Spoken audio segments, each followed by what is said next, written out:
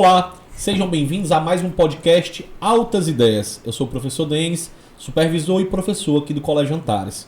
Hoje nós vamos falar sobre uma temática muito especial: eleições nos Estados Unidos e o impacto nas democracias. Seja bem-vindo, professor João Paulo, à nossa casa, ao nosso debate. A palavra está com o senhor.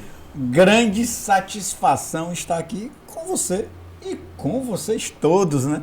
Professor João Paulo Cláudio, professor de História e também estudioso, um apaixonado por relações internacionais. Vamos ter uma conversa maravilhosa sobre Estados Unidos, sobre geopolítica, sobre história. Vai ser incrível. Você vai ver. Show de bola, professor. Primeiro ponto. É importante que a gente entenda o cenário dos Estados Unidos hoje, né? Os últimos anos a gente conseguiu chegar a uma polarização muito grande, né? Então eu queria que o senhor falasse um pouquinho do que vem acontecendo nessas últimas eleições dos Estados Unidos. O curioso é que a polarização está acontecendo de uma forma mais ampla do que apenas os Estados Unidos. Essa polarização está ligada a diversos fatores. Fatores econômicos, por exemplo, os norte-americanos não estão economicamente tão bem como estiveram outrora. Então, a economia americana e há setores da economia que sofrem muito com a concorrência internacional. Por exemplo, com a concorrência chinesa. Só para exemplificar. Nós temos zonas nos Estados Unidos em que antigamente tínhamos indústrias fortes, o chamado cinturão do ferrugem, ou da ferrugem, que vamos trabalhar aqui hoje, que é uma região muito disputada entre Trump, hoje em dia com Kamala Harris, né? Porque não vai ser mais o Biden como a gente vai trabalhar. Então nós temos uma questão de deterioração econômica e nós temos questões também que não podemos tirar da análise dos valores. Uma parte substancial da população americana, ela se considera religiosa, conservadora, e eu não estou usando o termo conservador no sentido pejorativo. E nós temos uma outra parte da população americana que é mais progressista. Então nós temos essa polarização nos Estados Unidos relacionados a questões econômicas, a questões culturais e também uma forma de fazer política do Donald Trump.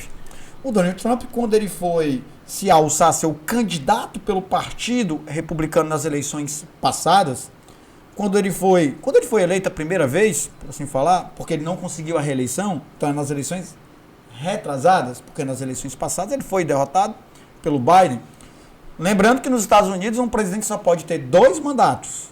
O Trump foi eleito e foi presidente dos Estados Unidos durante 4 anos, tentou se reeleger agora, nas últimas eleições não conseguiu, e vai agora para se ele vencer, o último mandato. Curioso, historicamente só 2 mandatos. Será que sempre foi assim? Não, não foi sempre assim. Tivemos presidentes que tiveram vários mandatos, como o Franklin Delano Roosevelt, e foi pós-Franklin Delano Roosevelt que tivemos uma reforma para não permitir mais de 2 mandatos. Então, o próprio estilo do Trump, o estilo agressivo, por assim falar, a sua agressividade para ser o candidato a presidente dos Estados Unidos, quando foi a primeira vez e venceu, quando foi a segunda vez, que é natural quem é presidente se alçar a reeleição, mas foi derrotado pelo Joe Biden. Então imagine só, o estilo dele já é um estilo agressivo. Ele, em meio a esse estilo, ele conseguiu ser o candidato a presidente, e em meio a esse estilo ele conseguiu vencer a sua rival Hillary. E o que é curioso, a Hillary venceu no número de votos, mas perdeu. Como pode isso, Denis? Professor. Como pode você vencer na quantidade de votos populares? Se fosse no Brasil, ela teria sido eleita. Houve algo de errado? Claro que não. Vamos explicar logo. Beleza. Professor, essa é a nossa próxima pergunta, né? Para que os nossos alunos possam entender e abrir a mente em relação ao sistema eleitoral americano e o sistema eleitoral brasileiro, quais são as diferenças? Assim, como é que é esse mundo do sistema eleitoral americano, que é bem diferente do sistema eleitoral brasileiro? Às vezes, quando a gente vai pensar, a gente entende, mas a Hillary Clinton teve mais votos. Por que ela não ganhou? Mas o Donald Trump teve menos votos. Por que ele ganhou? Então, como é que a gente entende essa dinâmica? Curioso isso. Tem uma imagem aqui para que a gente possa trabalhar, uma imagem sobre estados americanos, para eu mostrar algumas informações para quem está vendo pelo YouTube e quem está escutando só mesmo o áudio também vai entender. Olha só, aqui no Brasil é um sistema em que quem recebe mais votos vence. Nos Estados Unidos, você tem que buscar o máximo de estados que possuem mais delegados. Como assim? Cada um dos 50 estados americanos possui uma quantidade de delegados que está muito ligada à sua quantidade de sua população. Olha a imagem quem está no YouTube. Se você olhar a Califórnia, gigante, a Califórnia tem 54 delegados. No total, nós temos um total de 538 delegados nos Estados Unidos. Quem somar 270, já venceu as eleições. Então, enquanto aqui é por número de votos, quem mais recebe votos acaba sendo o presidente. Lá você depende dos delegados. E, por exemplo, na Califórnia, se o Trump obteve 40% dos votos e agora a Kamala Harris obteve 60%. Como é que é isso? Quem venceu no estado recebe todos os delegados. Isso é muito importante, Denis. Você recebe a quantidade de delegados que tem naquele estado. Por exemplo, quem vencer a votação popular na Califórnia recebe 54 delegados. Quem vencer na votação popular na Pensilvânia, que é um estado estratégico que a gente vai conversar aqui, recebe 19 delegados. Então, quase todos os estados é dessa forma. Tem só uma pequena exceção lá no norte, naquela região ali do Maine. Ali tem uma forma diferente de divisão dos votos, dependendo de quantos votos você obteve. Mas, de uma forma geral, vence nos Estados Unidos quem tem mais delegados. Então, se você olhar a imagem, tem estados muito estratégicos. Califórnia, 54 votos. Flórida, 30. Texas, 40. Curioso, historicamente, Texas vota com republicanos. Historicamente falando, Califórnia vota com democratas. Se você pegar esse século que vivemos, historicamente é isso. Professor, é um detalhe. Existe a possibilidade da gente caracterizar cada um desses partidos? Como é que é a linha de um e a linha de outro? Historicamente... Politicamente. Pronto. Historicamente, nós temos modificações. Eu vou analisar no momento. Certo. Por exemplo, se olharmos, hoje em dia o Partido Democrata, porque esses dois partidos norte-americanos têm vários outros partidos. Inclusive, na candidatura agora, nós temos um candidato independente. Esse candidato independente, você vai olhar, Bob Kennedy. Bob Kennedy? É, da família Kennedy. O presidente dos Estados Unidos, o John Kennedy, foi assassinado em 63. O seu irmão, era do Partido Democrata, tá? Os atentados, historicamente, não aconteceram apenas contra membros do Partido Republicano. Isso é um equívoco. Já eu vou mostrar uma imagem também. Legal. O irmão do John Kennedy, que é o Robert Kennedy, que seria candidato a presidente, foi assassinado em 68. O filho dele agora é candidato, independente, tem uma expectativa de 9% dos votos, mas como eu estou falando, nos Estados Unidos é eleito quem tem mais delegados. O voto lá não é obrigatório, então isso é muito importante porque o candidato a presidente tem que estimular que as pessoas saiam de casa. Tivemos no último Super Bowl algo muito curioso, né? Porque foi campeão um time que tem como grande jogador o Patrick Mahomes. Você gosta de futebol americano? Mais ou menos. Gosto mais de basquete. Pronto. Patrick Mahomes. E nós temos como um dos jogadores principais o Kelsen. Esse Kelsen, ele namora alguém um pouquinho famosa nos Estados Unidos. Uma tal de Taylor. Só, né? E aí, muitas teorias surgiram. No Super Bowl vai vencer o Chiefs, que é o time do Patrick Mahomes e do Kelsen. Vai vencer para dar mais popularidade para o Kelsen e para a Taylor, porque a Taylor apoia o Joe Biden. Aí eu comecei a rir na época. Mas o que é curioso aqui? A Taylor, ela é especial porque ela pode chamar a juventude que... Ela tem uma legião, para você falar de fãs, uma juventude para sair de casa e votar. Você tem que conseguir pessoas que estimulem... popularidade, né? Exatamente.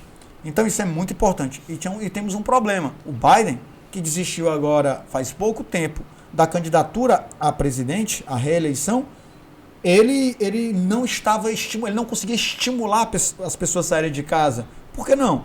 Um debate desastroso, a saúde debilitada e os estudos do próprio Partido Democrata acabaram chegando à conclusão de que ele não teria chance contra o Biden. A vice, sim, ele não. Diferença. Lá o voto não é obrigatório, vai quem quer, não tem nenhum problema. Lá não é quem recebe mais votos que vira presidente, mas sim por quantidade de delegados. Quem conseguiu 270, venceu. E por isso mesmo tem estados extremamente estratégicos.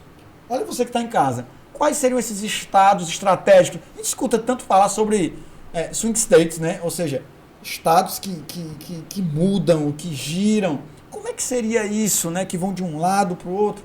Se olhar para a imagem, tem aqui Carolina do Norte, que tem 16 delegados, importante. Temos a Geórgia, que é um swing state, mas nem tanto nas eleições passadas. Foi muito decisivo na eleição do Biden contra o Trump. No momento, se coloca muito esse estado nas mãos do Trump. Aí você olha, Pensilvânia.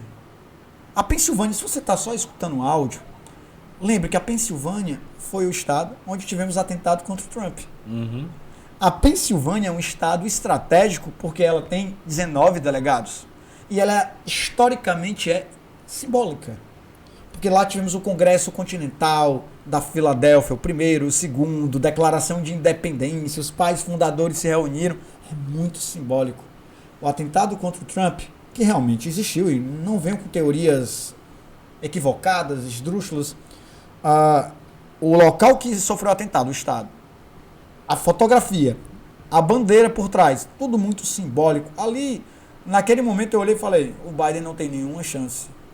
E um detalhe, quem é que o Trump supostamente representa? O partido dele, que é o Partido Republicano, representa dentro do guarda-chuva de representações, porque cada um desses dois grandes partidos tem vários grupos representados lá. Exemplo, o partido do Trump tem desde uma centro-direita a grupos mais à direita. Já o partido do Biden, que é da Kamala Harris também, nós temos um centro-esquerda até extrema esquerda. Então, se você olhar o partido com o Partido Republicano, ele traz mais para o seu lado alguns pensamentos conservadores. Anti-aborto, por exemplo. Já se você olhar o partido da Câmara, que é o Partido Democrata, ele é mais progressista. Aí, às vezes, eu vejo a mídia brasileira falando, o Partido Democrata é um partido de esquerda, o Partido Republicano é um partido de direita.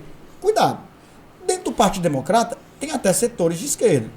Mas eu vejo algumas mídias brasileiras querendo comparar a esquerda brasileira com o Partido Democrata. Não dá. O Partido Democrata é menos à direita que é o republicano. Sim. Então, de uma forma geral, os democratas são mais progressistas, os republicanos mais conservadores, os democratas mais plurais. Então você está dizendo que o Partido Republicano está errado? Não, só estou dando as características. E o que é curioso é porque a história é incrível. É curioso porque no século XIX, em 1863, governava os Estados Unidos Abraham Lincoln, 1863. Contexto da Guerra Civil. E quem foi o presidente americano que defendeu a libertação dos escravos? O Abraham Lincoln, 13ª emenda. Para a época, ele era considerado um progressista. E os democratas é que eram conservadores porque queriam conservar a escravidão. Sim. Olha como a história muda. Com certeza. Muito bacana, professor, a explicação. E só um detalhe, só para completar, perdão, claro, esses estados que são estratégicos, que, por exemplo, a Califórnia é um estado ligado aos democratas. Raríssimo seria o caso de mudar, mas tem estados estratégicos que os dois partidos, os dois candidatos, no caso o Trump e agora a Câmara, está acontecendo exatamente agora a convenção do Partido Democrata, que só a Câmara, que foi adiantado, tá? Só a Câmara está lá para poder ela ser a candidata. Não sabemos quem será o vice dela. Vai ser muito estratégico, Denis. Com certeza. Você que está em casa. Eu, João Paulo, certo? Acredito que a melhor escolha seria o governador da Pensilvânia. Quantos votos? 19. Certo? O Josh Shapiro seria estratégico para ganhar essa quantidade de delegados da Califórnia. E aí você olha lá em cima no mapa, você olha, por exemplo, o Wisconsin, que é um estado pêndulo também. Você olha também lá no norte, certo? Você olha o Wisconsin, você olha Michigan também. E você olhando um pouquinho mais no mapa, você vai ver mais estados pêndulo, como o Arizona está ali como AZ e Nevada. Pode deixar lá. Certo? E Nevada Pronto. É isso aí, esses estados pêndulos vão ser o fiel da balança. A decisão, né, professor? Fiéis, né? Professor, eu fiquei curioso, no começo da nossa conversa você falou sobre a China. Né? A China hoje é um dos maiores rivais econômicos dos Estados Unidos. Né? A gente percebeu um crescimento muito grande da China nos últimos 30 anos. E eu queria que o senhor me dissesse como foi o relacionamento de Trump com a China e Joe Biden com a China. Ou se foi bem parecido, como foi esse relacionamento. É curioso, porque há um ditado nas relações internacionais que países não possuem amigos. Sim. Possuem interesses. Claro. Países não possuem amigos, possuem interesses. Vamos aqui por partes. Existe um livro de um internacionalista brasileiro.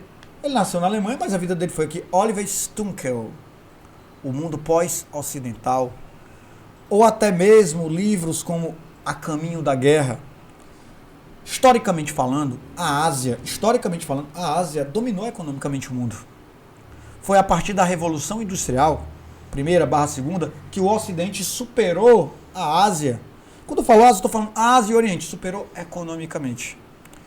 Imagina só, superou economicamente. E agora é um momento que a Ásia está voltando. Isso incomoda muito. Você vai olhar a China a partir da década de 90, passando por transformações significativas. Nos anos 2000, mais ainda. Foi essa época que produto chinês é produto de 1,99 e produto sem tecnologia. A partir dos anos 2000, do início, a China passou a ganhar muito espaço no mercado ocidental. Incomodou demais. Prejudicou algumas empresas norte-americanas do ponto de vista econômico. Há especialistas que fazem uma projeção de que há algumas décadas daqui, 2 décadas, a China supera economicamente os Estados Unidos. Isso é projeção. Então já incomoda. A economia mais pujante do mundo, desde a época da Segunda Guerra Mundial, 1945, sendo profundamente incomodada agora pela China. O curioso é que durante a Guerra Fria, a economia da União Soviética não equivalia à economia norte-americana. Não assustava tanto economicamente como agora assusta a China. Então o Trump, ele teve uma postura, muitas vezes, uma postura de choque com a China. O Biden se chocou algumas vezes e buscou ser diplomático. Mesmo se o Trump agora vencer a sua eleição, ele vai se reeleger. Seria o segundo mandato, como eu falei, e o último dele. Ele tem que ter cuidado como ele vai se comportar diante da China. Nós temos grandes players, grandes jogadores no mundo atual. Grandes países de grande envergadura, Estados Unidos, China, Rússia. Aí eu pego o bloco da União Europeia. Então, o que fala o Trump? Ele fala justamente que a OTAN ela tem que ter mais autofinanciamento. Que a Europa tem que usar mais o seu dinheiro para se proteger. Ele fala em retrair no apoio econômico a guerra entre Rússia e Ucrânia. Isso é curioso. Por que isso é muito curioso? Protecionismo, professor? Certo? Ele quer... Não, o Trump ele é protecionista. Ele fala sobre uma política isolacionista no sentido de proteger a economia nacional, de ficar mais retraído. Só que tem um problema. Com o crescimento tão profundo da China, será que seria a postura mais correta a dele, geopoliticamente falando? Nas relações internacionais nós falamos que não existe vácuo de poder. Se você deixar de ocupar um espaço, alguém vai ocupar. E a China ocupa. Sim. E a China, ela gasta. Temos um outro ditado, uma brincadeira de que, certo, se você quer sentar na cabeceira da mesa, a cabeceira da mesa, você tem que pagar a conta. Em muitos momentos você vai gastar mais do que seus aliados. A China gasta. Se for para os interesses dela. Basta a gente olhar a chamada nova rota da seda. Investimento pesado em ferrovias, hidrovias, portos, rotas. Portanto, o Trump ele fala de uma postura mais agressiva perante a China. Só que você tem que ter cuidado. Porque a China também militarmente é algo muito significativo. Embora ainda os Estados Unidos superam, né? Seus portos têm muito mais porta-aviões do que a China. Mas a China tem uma força militar significativa. E aliados, né? Sim, aliados, como a Rússia. China e Rússia estão muito próximos. As sanções feitas pelo Ocidente contra a Rússia devido à guerra da Ucrânia, a Rússia só suportou por causa do apoio chinês. Foi essencial. Então, quando você me pergunta, a relação do Trump com a China foi uma relação de mais impositividade do que de Biden. O Biden tentou um pouco mais de diplomacia, vamos lembrar que agora tem uma questão muito sensível que envolve a China e os Estados Unidos. Se chama Taiwan. Sim. Que se considera uma nação independente. E a China fala que só passa de uma província rebelde. E Taiwan é estratégico tecnologicamente falando. Chips, Microchips. Né? O governo Biden, ele tentou fazer acordo e buscar ao máximo que algumas empresas estratégicas que estão em Taiwan, produzindo microprocessadores de altíssima tecnologia, porque eles possuem tecnologia para isso, que se transferisse para os Estados Unidos. Daí um investimento pesado nos Estados Unidos, uma tentativa de atrair a China. No caso, atrair essas grandes empresas de Taiwan. Porque há uma preocupação de a qualquer momento a China ocupar Taiwan. E se ocupar, os norte-americanos vão agir militarmente? Não vão? Isso vai provocar uma nova guerra ou não? Pare para analisar. Olha só você que está escutando no rádio em casa, escutando certo no seu celular ou no YouTube. Observe. A Rússia invadiu a Ucrânia. Tivemos uma operação militar mais efetiva de invasão ao território russo ou algo mais decisivo? Não. A OTAN está ali fornecendo armas. E aí, como é que a China vê isso? Bom, a Ucrânia foi ocupada e nada aconteceu. E se nós ocuparmos Taiwan? Embora Trump muitas vezes falava que iria agir. Será? Será? Então, o mundo está agora em um jogo de xadrez bastante delicado. E tem um outro detalhe. Existe uma coisa chamada armadilha de Tucídides. É um conceito que é assim, ó, historicamente falando, quando uma potência hegemônica perde espaço para outra que está em ascensão, historicamente falando, temos guerra. Na maior parte dos casos. Raríssimas foram as exceções que isso não aconteceu. Por que o termo é a armadilha de Tucídides? Aí vamos para a Grécia Antiga. Quando nós tínhamos Atenas, que estava crescendo militarmente, e do outro lado nós temos Esparta, que estava perdendo espaço para um Atenas em ascensão. Aí eu não vou explicar toda a conjuntura. E aí acabamos tendo uma guerra. Por isso o nome, armadilha de Tucídides. Tucídides escreveu a história da Guerra do Peloponeso, que retratou sobre isso. E aí, estamos diante de uma nova armadilha de Tucídides, uma potência hegemônica perdendo espaço para uma ascensão que vai gerar guerra? Isso é bem curioso, né? Show, professor. Belíssima explicação. Professor, após o atentado de Donald Trump, a gente viu que a coisa mudou, né? Houve uma reviravolta ali nessa corrida presidencial. Como é que esse atentado influenciou? Joe Biden ainda era candidato. Ainda era candidato. Como é que esse momento influenciou na corrida presidencial? Influenciou, inclusive, para a mudança do candidato a presidente. Com certeza. Foi decisivo.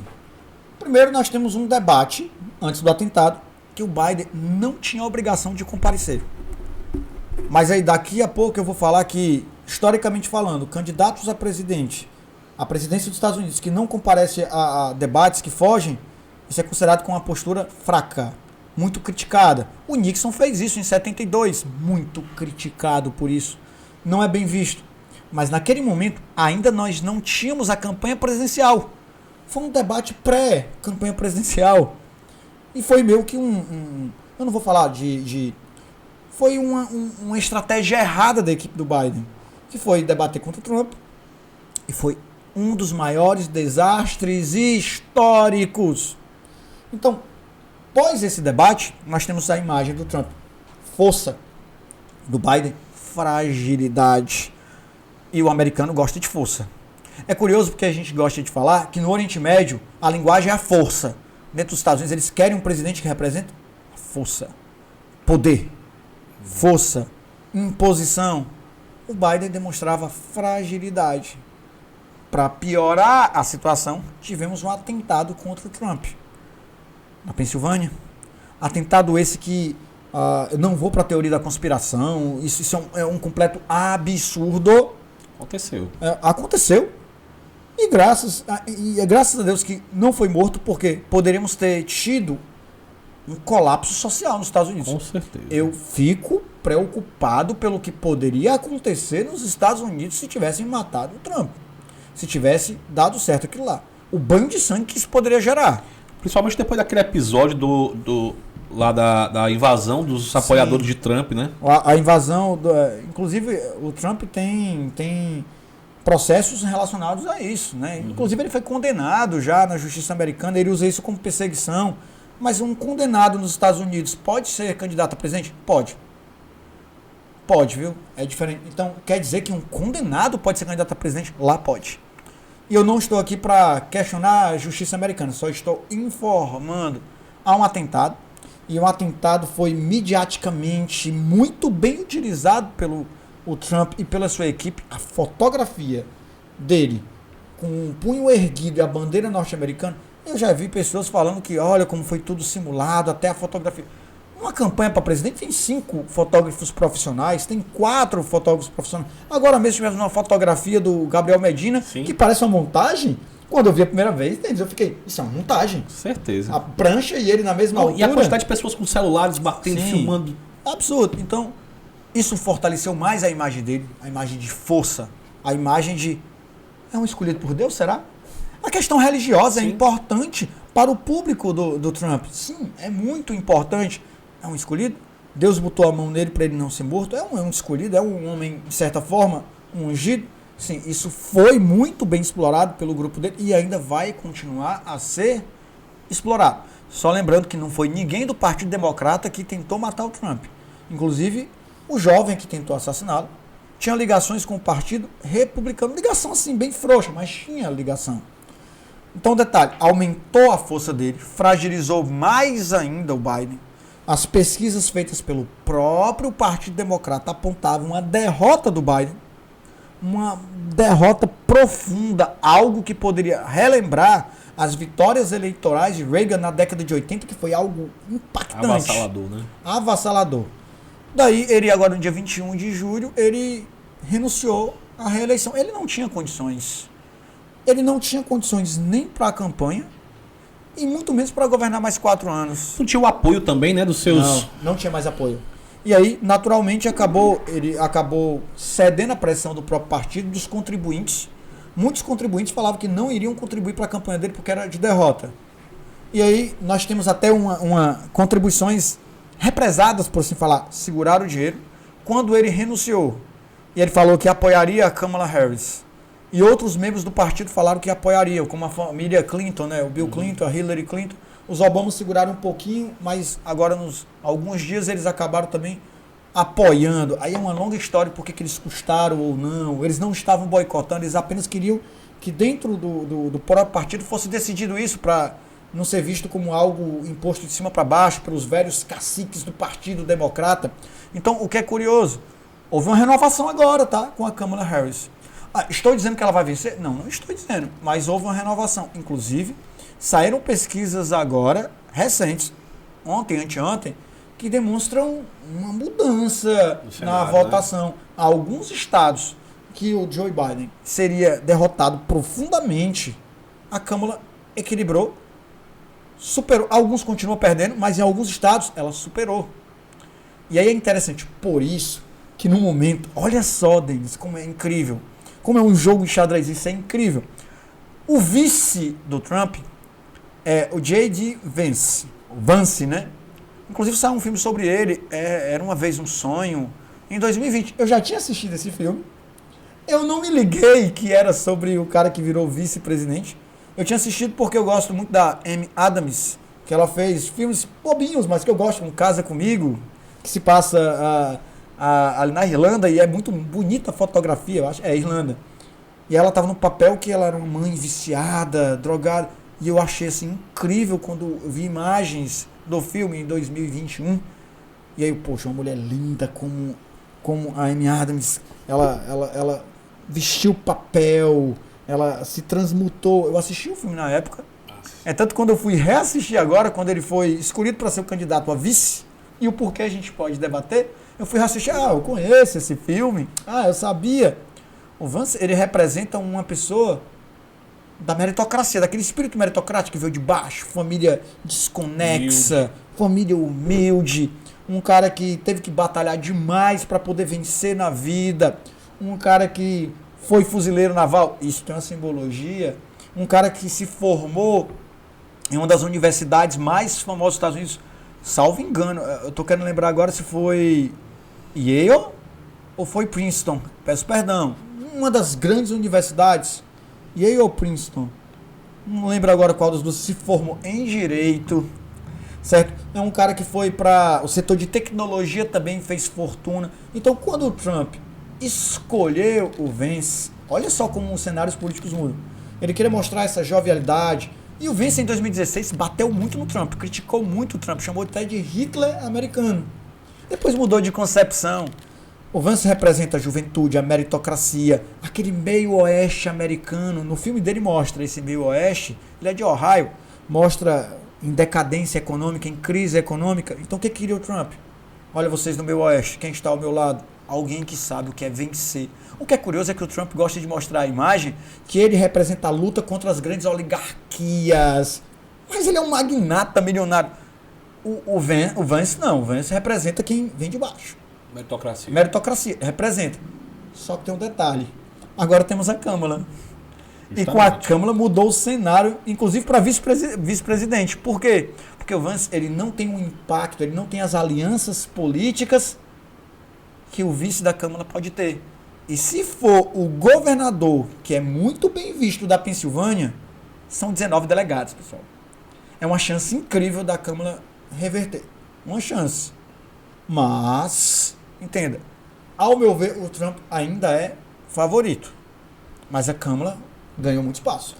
Professor, hoje o cenário nós temos a Kamala Harris Hoje. e temos o Donald Trump, né? Aí eu pergunto, a simbologia dessa... Primeiro, uma mulher. Segundo, pais estrangeiros, né? Pai jamaicano, a mãe, se eu não me engano, de origem africana, se eu não me engano.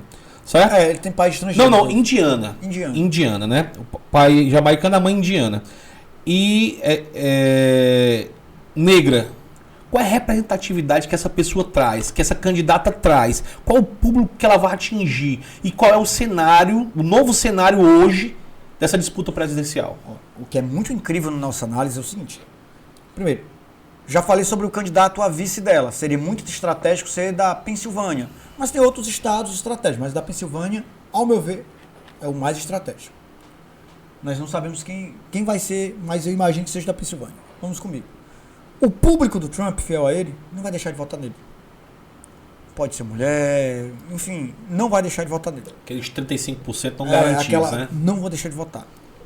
Agora, o que a Câmara traz? Ela traz uma certa jovialidade. E é interessante porque na campanha, quando era Biden versus Trump, o que era falado pela equipe do Trump? Ele é muito velho. E a equipe do Biden falava o quê? Não, mas a idade ainda, ele tem sabedoria. Experiência. Há pessoas ligadas à Câmara que querem falar da idade do Trump agora. Não sei se seria a melhor saída. Estratégia. O vice do Trump representa a meritocracia. A esposa dele é indiana. Olha só o detalhe.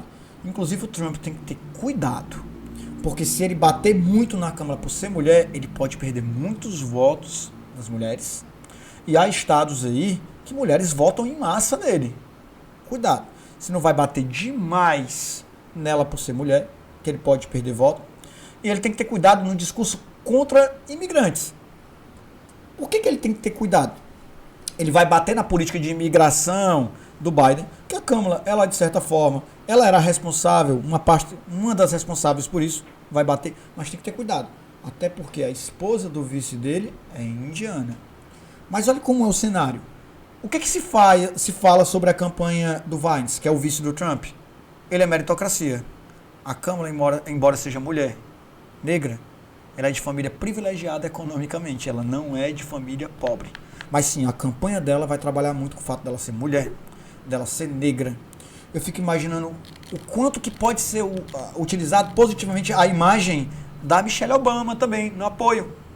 Até algumas pessoas acreditavam que poderia ser a Michelle como candidata a vice, ou até candidata a presidente dos Estados Unidos. Eu abri até um parêntese, que ontem eu vi no jornal, numa notícia, que o Donald Trump disse que ela não era negra.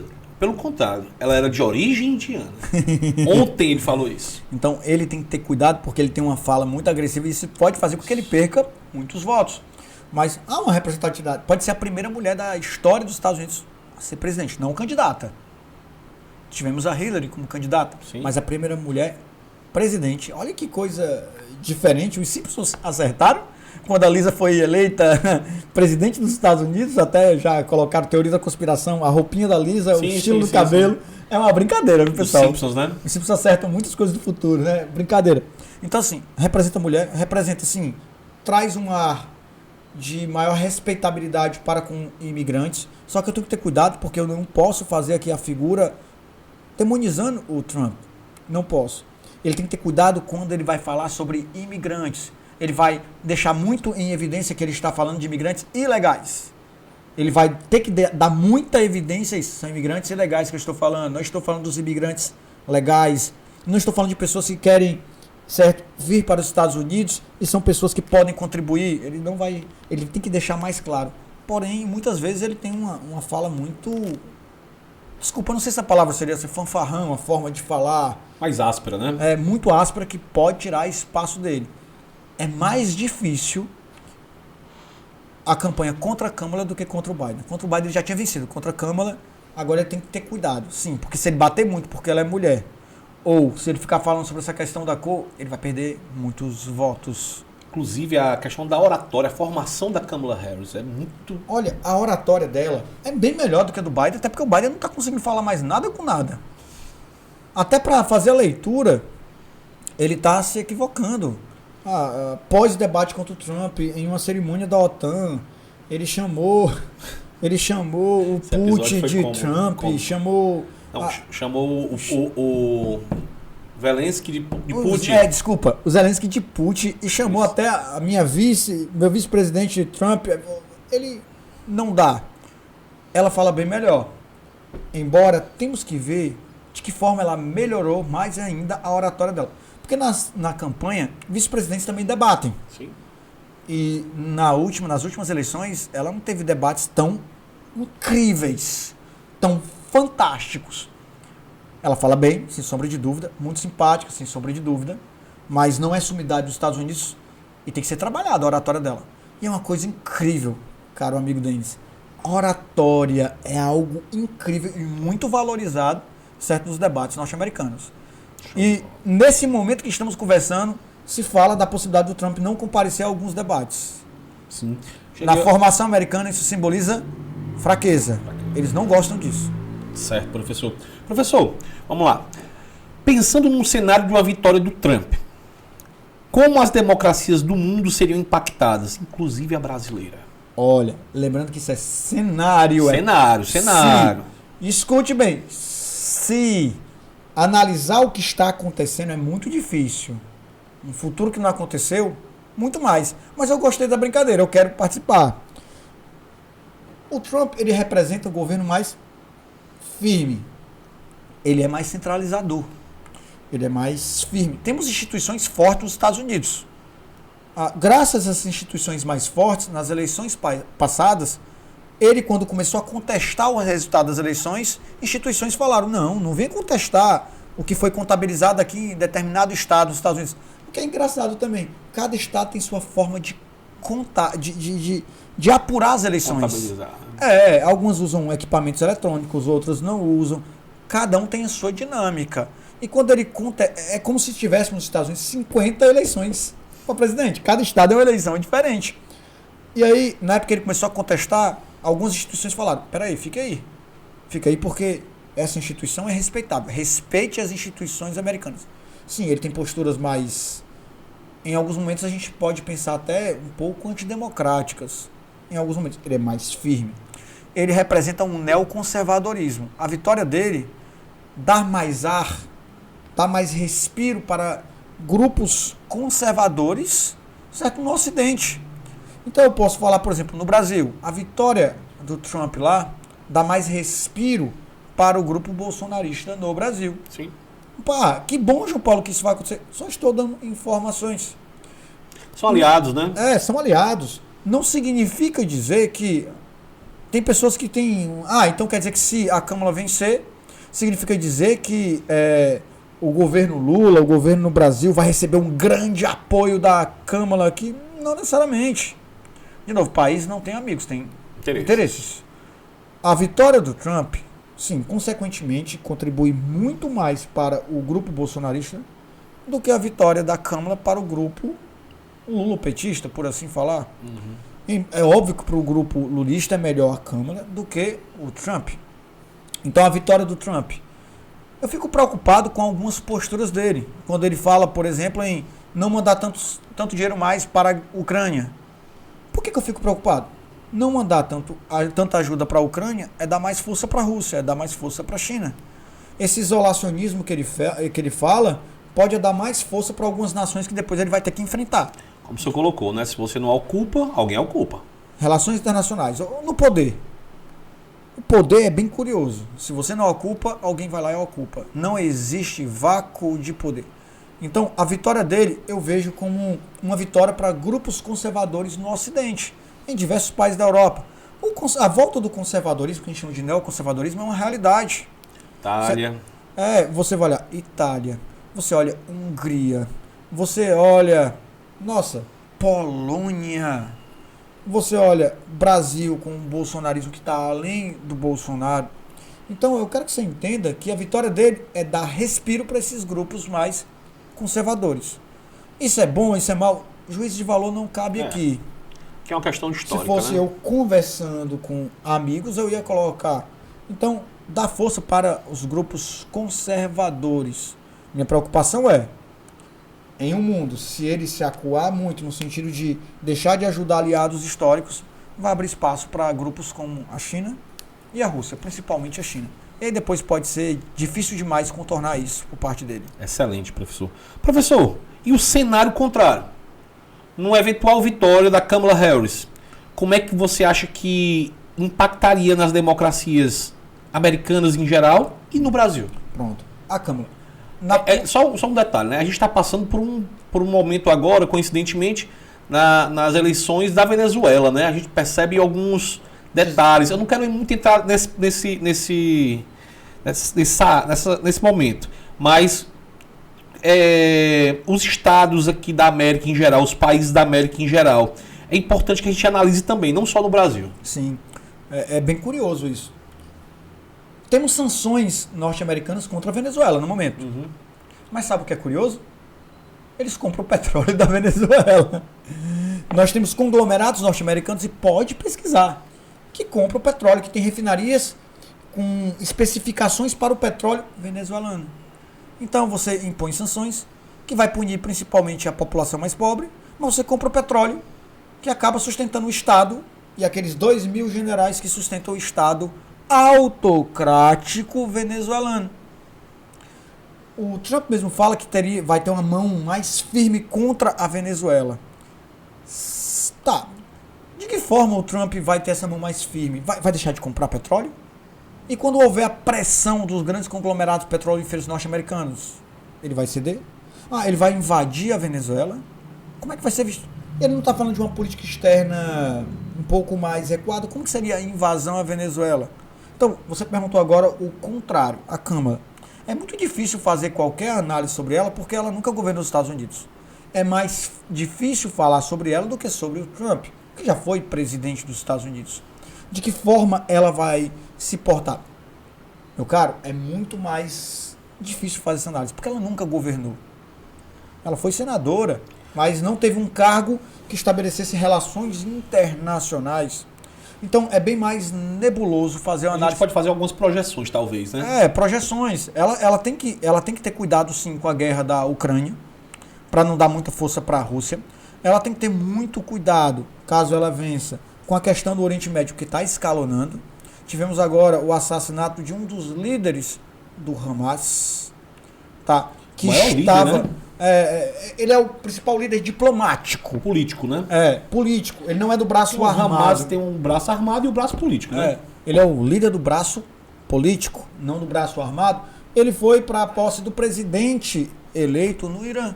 Assim como estava lá também o vice-presidente do Brasil, Alckmin. Sim. Fotografia circular, o Alckmin perto do líder do Hamas. Normal.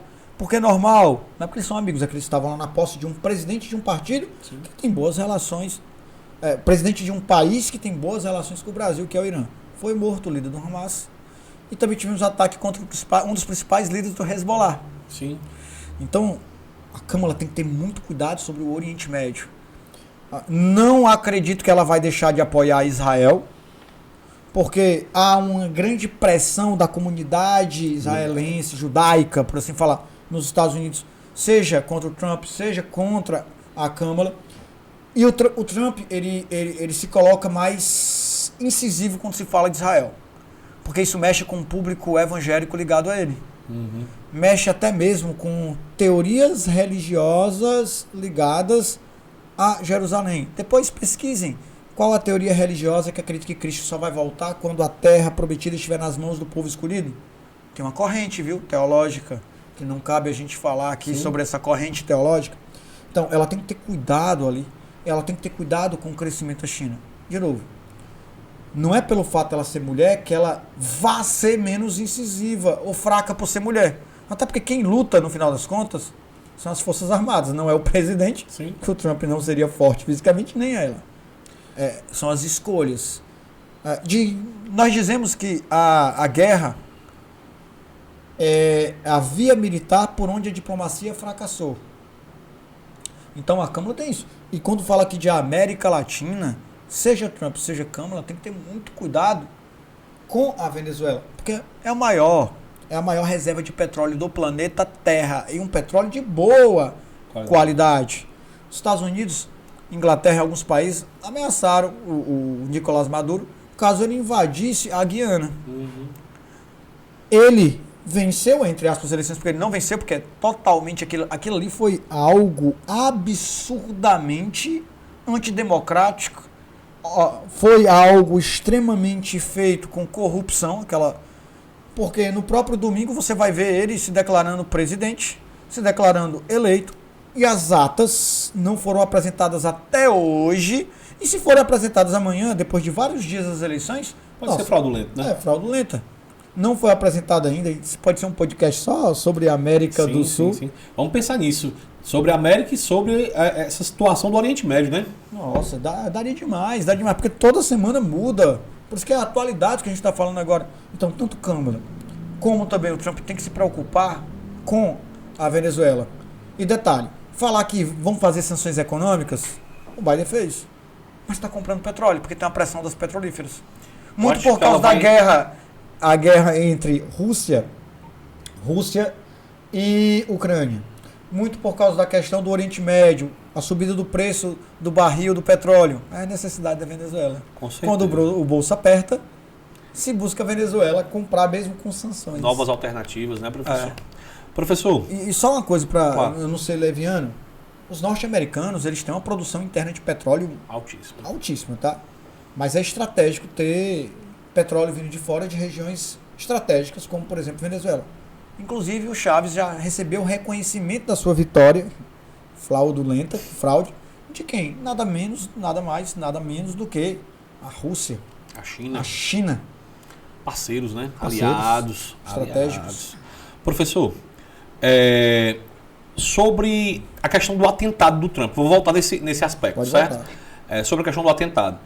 O pessoal fica falando que não é porque ele, por isso, por aquilo, foi porque ele é partido X ou partido Y. A gente sabe que houveram outros momentos na história americana de atentados. O senhor pode falar um pouquinho sobre isso? Claro, coloca a imagem aí para quem está no YouTube. E tem mais casos ainda que não estão aqui, tá? Tem casos, por exemplo, só ampliar aqui, mas vamos começar só a nossa conversa aqui por o presidente Lincoln, que foi presidente durante a Guerra Civil. Ele era do Partido Republicano, que na época era bem progressista, o Partido Republicano. Foi reeleito presidente dos Estados Unidos. Ele está ligado à 13ª emenda, que é a libertação dos escravos, e ele foi assassinado por um supremacista sulista. Sulista, né? Então, ele foi assassinado.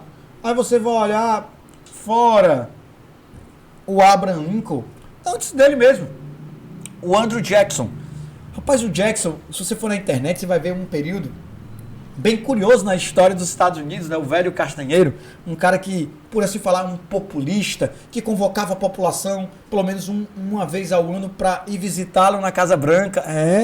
Curioso a maneira que ele recebia, um populista. Alguns analistas... Os latifundiários, né, professor? Não, a população mesmo. Mesmo, em geral? Ele chamava para ir lá, para visitá-lo, assim, uma vez assim no ano. Populista, fazia lá uma festa em frente. É curioso que ele entrou em conflito com o Congresso americano na época. Ele quis fazer reformas para ampliar o direito à votação. Ele aumentou o número de eleitores. Vários estudiosos de história dos Estados Unidos falavam que, pelos relatos históricos, o estilo do Trump lembrava o estilo dele, no sentido de combatividade. Ele era do partido, não do partido republicano, mas do partido democrata. Só um detalhe, o Lincoln, ele era de um partido chamado Whig, e ele vai se anexar ao Partido Republicano para ser candidato a presidente. Inclusive, a câmera está aqui, isso aqui eu li na pandemia, pessoal. Liderança, que livro lindo, que é um pouco sobre a biografia de 4 presidentes dos Estados Unidos. Lincoln, Theodore Roosevelt, que eu já vou comentar sobre ele, Lyndon Johnson, e vai também pegar... Poxa, Lincoln, vamos lá, Lyndon Johnson. Lyndon Johnson não foi um dos mais incríveis presidentes, mas como a autora trabalhou com Johnson, ela quis fazer uma homenagem a Franklin Delano Roosevelt. Sim. Então, nem abri, já ia abrir. Então, vai falar sobre o Lincoln, lindo aqui a forma que ela fala sobre o Lincoln. Sou um admirador do Lincoln. Theodore Roosevelt, que representa a superação, inclusive inspirou o Batman, tá? Essa curiosidade eu não vou falar aqui, não. Vou deixar você procurar por que inspirou de certa forma. O Theodore. Aí o Franklin Delano, que é primo em 5º grau do Theodore e casou com a sobrinha do Theodore, Eleanor Roosevelt. Se você colocar na internet, Declaração Universal de Direitos Humanos, vai aparecer uma mulher e uma senhora com a declaração aberta. Eleanor Roosevelt, sobrinha do Theodore e esposa do Franklin Delano Roosevelt. Aí um detalhe. E você... vai ver aqui os dois Roosevelt e vai olhar o Lyndon Johnson, que eu não tenho muito interesse por ele, não. Vamos subir aqui o nosso... Só subir aqui, vai. Sobe aqui. Lincoln foi assassinado. Aí você vai ver aqui também James Abraham Garfield. Você vai olhar McKinley. McKinley foi assassinado. E quando ele foi assassinado, assumiu o vice-presidente, que se chamava Theodore Roosevelt. O Roosevelt era o vice-presidente. A primeira vez que ele subiu ao cargo de presidente foi justamente porque assassinaram o presidente McKinley. Um atentado anarquista, é a chamada segunda onda do terrorismo anarquista. Tudo bem. Aí você olha, houve uma tentativa de assassinar o Franklin Delano Roosevelt, que era do Partido Democrata. Temos um assassinato do Kennedy. Esse marcou a história demais, não foi, professor? Nossa, foi assassinado e ninguém vai culpar os republicanos por isso. Um lobo solitário, não tem provas que falem o contrário. E aí você para analisar. Não foi só ele. O irmão dele, em 68, que era candidato a presidente dos Estados Unidos pelo Partido Democrata, foi assassinado. Inclusive o filho do Robert Kennedy, que foi assassinado em 68, é candidato a presidente dos Estados Unidos agora, como independente. Isso aqui serve para quê? Pode baixar mais um pouquinho, por favor? O Truman, teve atentado contra o Truman, que era democrata, atentado contra o Gerald Ford. Pessoal, quando ele... era também presidente. O Reagan, que é muito simbólico. Esse presidente, eu acredito que os 2 presidentes mais simbólicos para os republicanos seja Lincoln e Reagan. Sim. O Reagan traz toda uma nova simbologia para os republicanos. Nós temos o Clinton com o atentado e até o Barack Obama também, que mandaram um envelope com antraz contra ele. E vai, eu só quero isso aqui só para a gente ilustrar que não foram só membros do partido republicano que sofreram atentados. Porque é muito ruim quando se coloca fake news na internet e as pessoas tomam como verdade. E aí nós, historiadores, porque nós dois somos, nós incomodamos. Porque qual é uma das grandes tarefas do historiador? Relembrar. Sim. E muitas vezes relembrar incomoda demais. Com certeza, professor. Professor, finalizando aqui nosso momento, são só no máximo 50 minutinhos. Então, muito obrigado pelas explicações. Foi muito enriquecedor para os nossos alunos, para as pessoas que estão ligadas aqui no podcast. Eu quero agradecer demais e eu pedir suas considerações finais. E aí, o que esperar das eleições americanas? Espere. O que esperar de 5 de novembro? Espere uma guerra política daqui até novembro, debates acalorados entre os candidatos a presidente, entre os defensores de ambos os lados. Bom, esse ano foi lançado um filme, quer dizer, eu assisti esse ano, Guerra Civil nos Estados Unidos. Tem até o Wagner Moura. Sim, ator brasileiro. Bom, que mostra justamente como a profunda polarização pode trazer danos profundos a uma sociedade. Eu espero que eles não, ao resultado da eleição, os perdedores agora aceitem o resultado. Porque eu sei que o clima vai ser cada vez mais quente daqui até lá. E torço para o melhor da democracia americana, porque o melhor para a democracia deles influencia aqui também. O mundo inteiro. Influencia o mundo inteiro. Porque, para o bem ou para o mal, é a principal potência do mundo. E para o mundo democrático, é a democracia que mais é observada. Temos vários livros que falam sobre a corrosão da democracia no Ocidente. E eu torço para que essa corrosão seja muito, muito, muito lenta. Por isso que eu torço para que, embora seja aguerrida politicamente essa campanha, ao final o derrotado aceite. Professor, muito obrigado pela companhia hoje. E nos encontraremos mais à frente com outros podcasts, não é isso? Muito obrigado pela presença de vocês, que são mais importantes do que o Denis, do que eu. Com certeza, com certeza. Muito obrigado pelo convite. Espero que possamos... Olha, isso aqui não é coisa só minha, não. As perguntas foram muito bem conduzidas. Então, foi ótimo esse papo aqui. E que tenhamos vários outros daqui até as eleições, 5 de novembro. Vamos esperar, né? Vamos ver como é que vai ser. Um abraço, pessoal. Até a próxima. Forte abraço. Um abraço.